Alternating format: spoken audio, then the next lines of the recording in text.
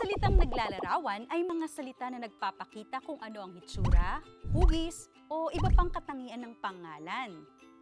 Ano ang salitang naglalarawan sa mga pangungusap na ito?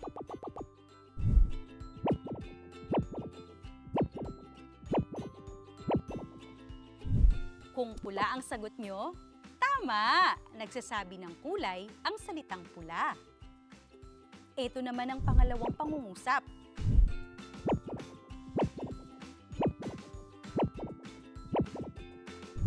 Ang tamang sagot ay napakatamis dahil nagsasabi ito ng lasa ng mangga. Ito pang isa.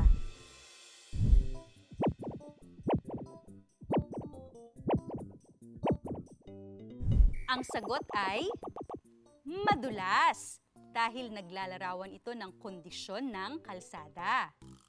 Narito pang isang pangungusap.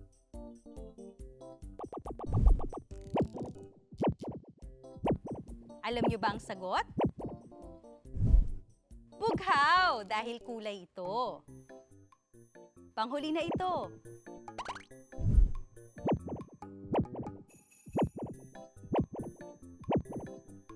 Ang sagot ay mabaho dahil iyon ang amoy ng kamiseta.